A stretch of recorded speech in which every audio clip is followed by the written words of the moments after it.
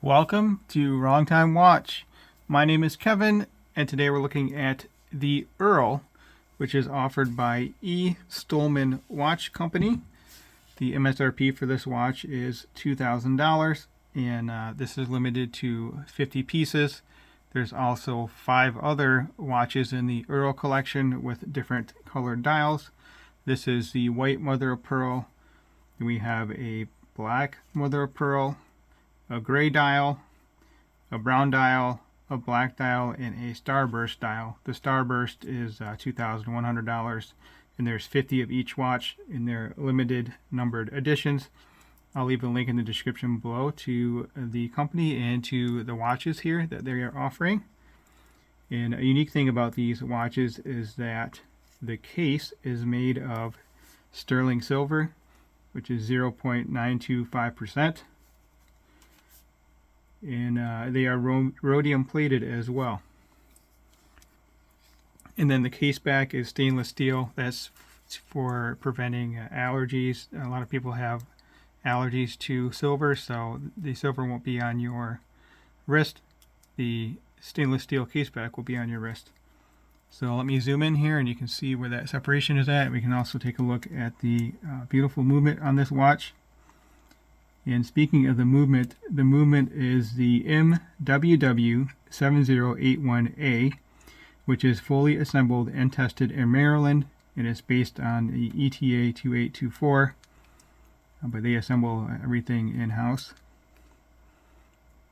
I like the gray machined surfaces there, and then you have the gold colored accented pieces. Very cool looking movement.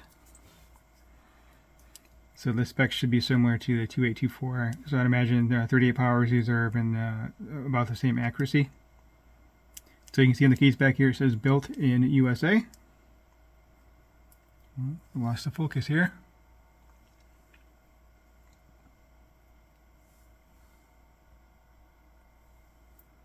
Anyway, there we go. Built in USA.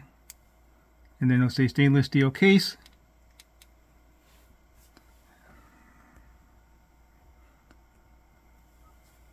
There we go, sorry about that. Limited edition. So this looks to be number 12 at 50. Earl's model name, again, stainless steel case back. So let's take a look at the front of the watch here. So you see this nice mother of pearl dial.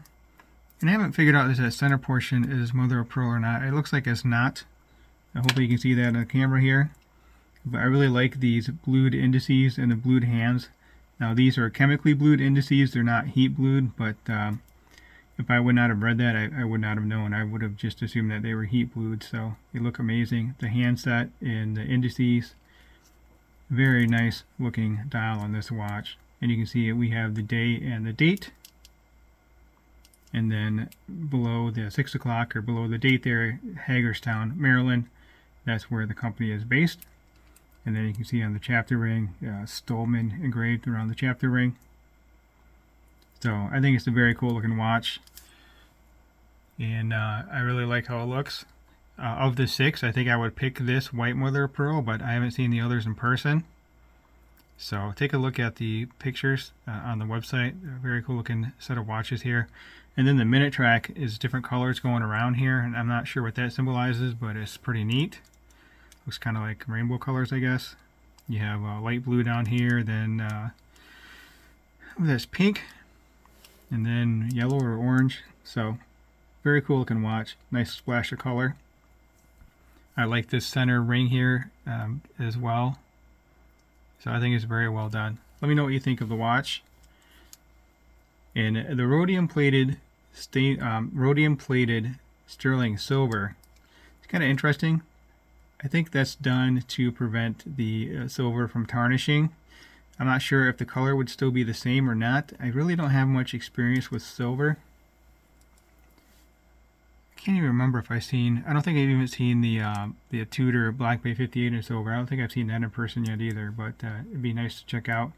Probably should visit my local AD one of these days, but this is a nice watch from an independent brand, not something you see every day. interesting lugs here. Kind of reminds me of like a beetle or a scarab or something like that. Interesting touch. And then you have this raised portion right here on the lugs as well.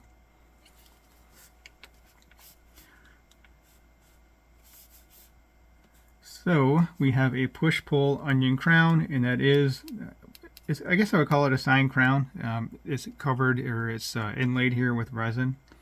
So I'm not sure how they did that, but looks neat. It fits the style of the watch, that nice onion crown. Just push-pull. So first click out, you change the date and the date, and then all the way out. Oh, I guess it already was all the way out. So first click out here is day and date. Pull it all the way out. Hacking the second hand has stopped. Let me move the hands, and then I will change the day and date just so you can see that. Not supposed to change the day and date between, I think, 10 and 2 o'clock, somewhere around there. So just get the handset out of there, and then you can change that. Alright, so let's turn the crown counterclockwise, anti-clockwise, depending on where you're from, how you want to call that. So we just changed the day to Sunday, which is red. All the rest of the days are black. Turning the crown clockwise, we change the date at the bottom here. Alright, let's talk about the strap. The strap is very cool. It's very thin and pliable. It feels very comfortable on wrist. I've not worn the watch a ton because this is an alligator strap.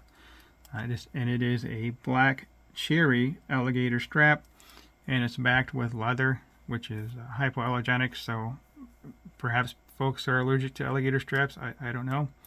Don't have much experience with alligator straps, but I really like how it looks. And this is a handmade strap. Very nicely done. And this strap tapers down from 20 to 16 millimeter, and it's on a deployant clasp here. It's a friction deployant clasp. It takes quite a bit to get it closed and then open it again. And this is very similar to the deployant clasp on my Cartier tank. And this adjustment method is the same too. So there's no holes on the strap. Not sure if you noticed that or not. And you can pull this strap through, kind of snake it through and tighten and loosen this fit. Takes a little bit more effort, but since it's on deployant, you really should only have to do it one time, and it looks great. And you kind of have, to a certain extent, you have some infinite adjustments. So let's talk about the dimensions, and then I'll get it on wrist. So lug to lug on the watch is 46.2, lug to lug here. Case diameter is 39 millimeter. Thickness is 14.3, and a lot of that is due to that domed sapphire crystal, which does have AR coating applied to it. So a little bit thicker than I would like for a watch of this style. And then again, lug width here is 20, and this tapers down to 16 on this black cherry alligator strap. 6.4 millimeter signed push-pull crown, 100 meters water resistance. Been wearing this, so I'll compare it to this for size. This is also, it's the Explorer 40, but it actually measures in at 39 millimeters, so kind of give you a reference here for the size of this watch. And the thickness of this is, I believe, 11.6 thick, and this one again 14.3, so it's almost 3 millimeter thicker than the Explorer. Doesn't really, yeah, it doesn't look quite that thick. I mean, a lot of it's probably 2 millimeters of it has to be due to that domed crystal, so you don't really see that in the thickness there. So, unfortunately, this was already pretty much sized for my wrist, so I didn't have to mess with this strap too much, but I did have to do it on the Cartier tank, so I know how the system works. So let me know what you think of this watch. I really like the dial, the hands, and the indices. It just looks amazing.